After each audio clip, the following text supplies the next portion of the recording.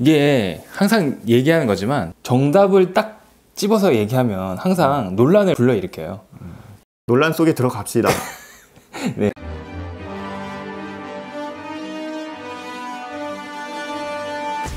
안녕하세요, CG맨입니다. 안녕하세요, 토일이입니다. 오늘 준비한 내용은요, 3D 툴이 여러 가지가 있잖아요. CG를 공부하는데 특히 이제 3D를 공부하시는 분들이 툴이 여러 가지니까 뭐부터 해야 되냐는 질문을 좀 하시더라고요. 근데 사실 툴에 대한 얘기를 저희가 되게 많이 했잖아요. 엄청 많이 했죠. 수도 없이 얘기하는데 수도 없이 물어봐 계속. 지금 그분들에게 화나신 거예요? 아니 그런 거 아닌데. 빡치셨는데요? 아니 그건 아니고. 좀 알아들으라고? 아니 한번 말하면? 빡친 거 아니고요.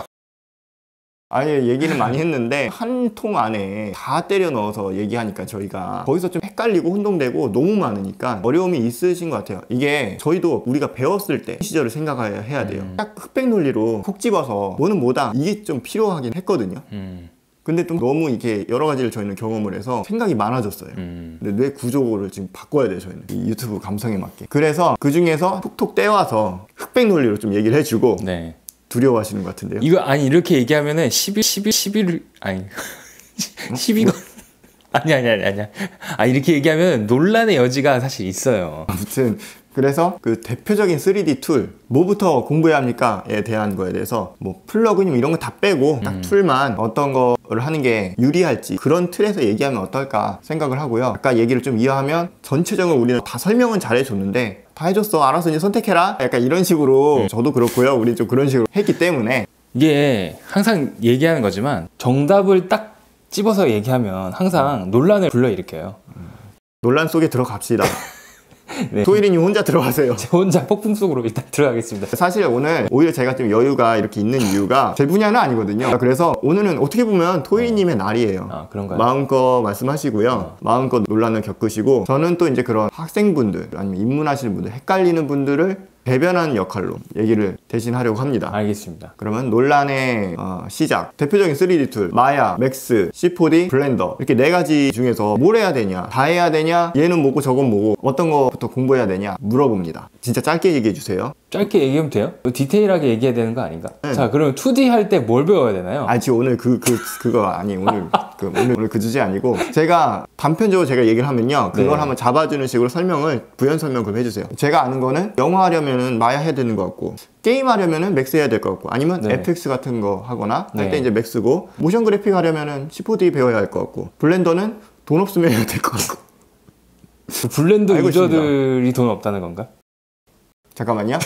이 댓글에 폭풍 속으로 지금 들어가는 거지 이렇게. 거죠. 입문할 때 구하기 쉽고 돈도 안 들고 맛보기, 맞아요. 그런 용인가 한 거죠. 네 맞아요. 설명을 좀 드릴게요. 제가 왜 블렌더 얘기하냐면은 솔직히 얘기하면은 조금 써봤어요. 조금 최근에 나온 그런 이슈들에 대해서 제가 보았는데, 일단 블렌더의 장점은 무료다. 엄청난 장점이죠. 그래서 누구나 그냥 다운 받아가지고 쓰시면 돼요. 3D 애니메이션 이런 거 하는 데는 되게 괜찮고요. 해외 같은 경우는 이 블렌더가 많이 활성화되고 있어요. 그리고 실시간 렌더링이라고 해서 게임 엔진을 탑재해가지고 작업을 할 때 뷰포트 상에서 거의 렌더링 한 거와 비슷한 느낌의 볼 수가 있습니다. 프리뷰를. 얼리얼이나 뭐 유니티 같은 그런 느낌의 게임 엔진을 탑재한 거죠. 그거는 컴퓨터가 좋아서 그런 거 아니에요? 아 그렇진 않아요. 그 그래픽 카드만 잘 갖춰주면은 엔비디아 제품을 사용하면 실시간 렌더링이 가능한 프리뷰를 볼 수가 있는 거죠. 이브라고 하는 엔진이고요. 그래서 블렌더는 그런 장점들이 있어요. 그런데 이제 단점은 우리나라에서는 많이 안 쓴다. 거의 프리랜서들이나 가끔 쓰는 정도고, 개인 작업하시는 분들이 가끔 쓰는 정도. 포트폴리오 준비용, 취업 준비용으로는 좀 애매하다. 국내 취업은 좀 힘들 수 있는데 그래도 해외 쪽에서는 쓰는 곳이 종종 있다. 아, 주로 애니메이션에 많이 써요? 네, 애니메이션 쪽에서 주로 많이 쓰는 것 같아요.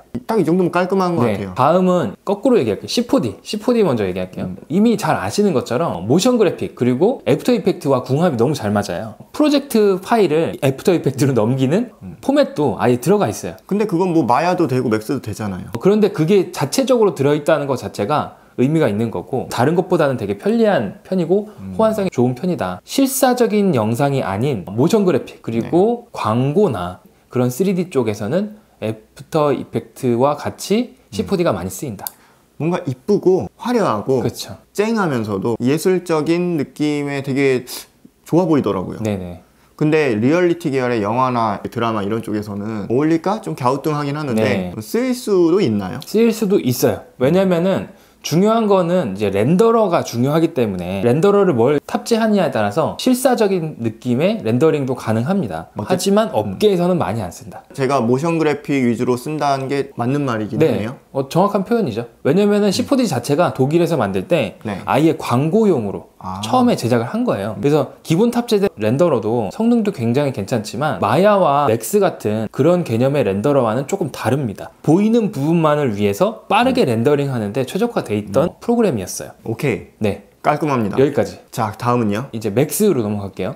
근데 이 맥스를 얘기하면서 마야를 또 같이 얘기하는 게 맞는 것 같아요. 같은 오토데스크사 거예요. 네, 맞아요. 왜 그러냐면 맥스와 마야는 옛날부터 거의 비슷한 시기에 나와가지고 비슷한 업계들에서 서로 교류되면서 써왔어요. 맞아요. 게임 쪽에서도 사실 맥스를 쓰지만 마야도 씁니다. 그리고 영화 쪽에서도 마야를 쓰지만 맥스도 써요. 그리고 건축 쪽에 특히 맥스를 많이 씁니다. 마야보다는. 그럼에도 불구하고 가끔씩 마야를 써서 하는 경우도 있죠. 예를 들면 조감도 뭐 이런 작업을 하는 영상을 만들 때는 마야를 쓰기도 하는데 그럼에도 불구하고 맥스가 더 많이 쓰인다. 건축 쪽은. 그 직업의 특성과도 관련이 있잖아요. 이 툴을 많이 쓰는 퍼센테이지가. 그러면은 방금 게임 쪽 얘기하셨고 건축 쪽 얘기하셨고 왜 맥스를 많이 쓰나요? 마야보다는 수치적인 입력값으로 모델링을 하는데 굉장히 괜찮고요. 마야는 직관적으로 모델링을 할 때 되게 편리해요. 사람이 손의 느낌을 많이 느끼면서 직관적으로 모델링하는 게 마야가 그렇고 맥스는 오히려 약간 수치적으로 입력을 해가지고 캐드와 조금 근접하다고 해야 되나? 그런 부분에 있어서 맥스가 조금 최적화돼 있고 거기다가 맥스는 애니메이션 리깅이라든가 이런 부분이 굉장히 편리하게 돼 있어요. 그리고 플러그인들 가장 큰 장점이거든요. 플러그인들을 장착했을 때 굉장히 강력한 힘을 발휘할 수 있다. FX 쪽으로. 마야는 옛날부터 굉장히 어려운 툴이라고 불려왔어요. 넙스 기능이 탑재되어 있어서 굉장히 부드러운 곡선을 만든다거나 감각적인 모델링을 할 때 마야를 많이 썼죠. 넙스라는 이 지나가면서 쓰는 단어가 어려우실 수 있어요. 선과 선 안에서 면을 만들어버리는 개념으로 좀 그쵸. 생각을 하는데 일러스트라고 생각하시면 돼요. 일러스트의 선들을 이용해서 면을 표현하는 방법.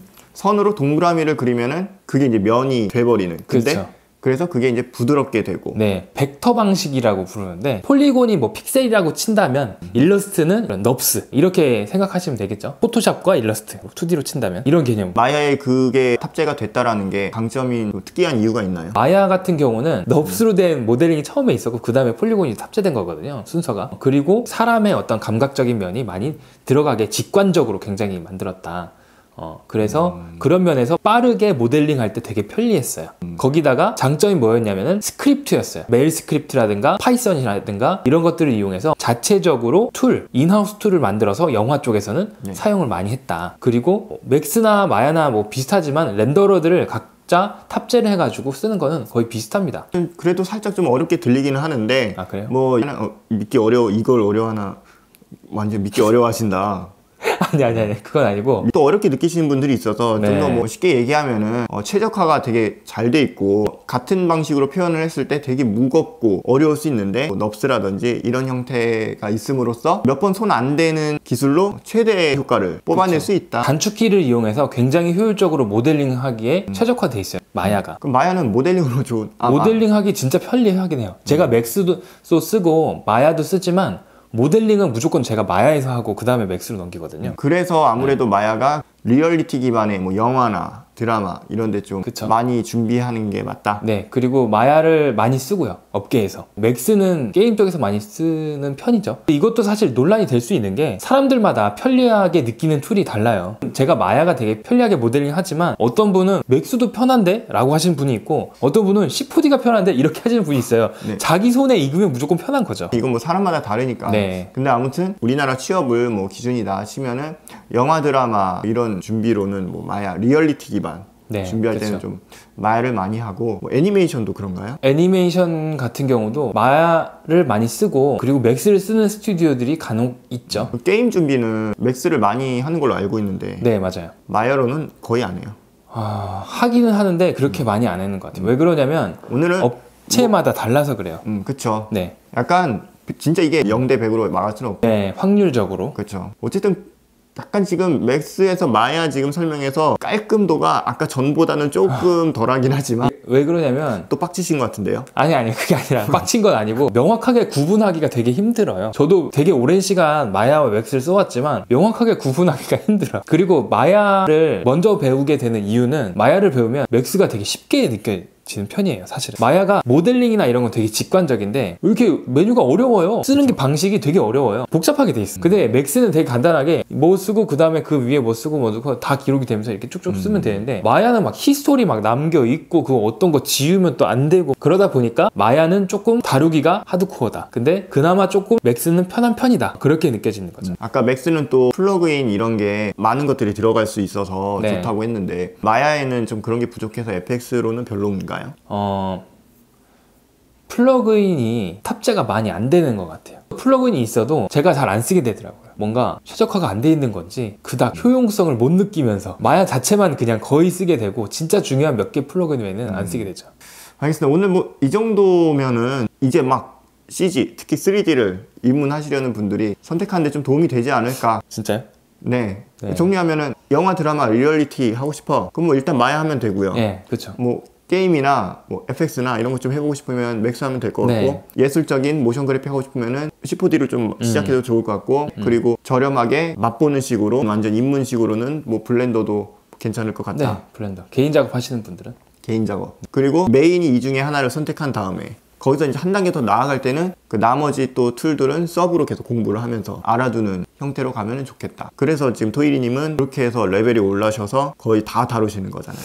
네, 이게 좋은 건지 나쁜 건지 잘 모르겠는데 아무튼 하다 보니까 그러니까 회사마다 쓰는 툴들이 다 다르다 보니까 어떤 회사에서는 제가 마야를 처음에 영화 쪽에서 마야 쓰다가 FX 파트 가니까 맥스를 쓰라고 하더라고요. 그래서 맥스를 공부한 거였어요.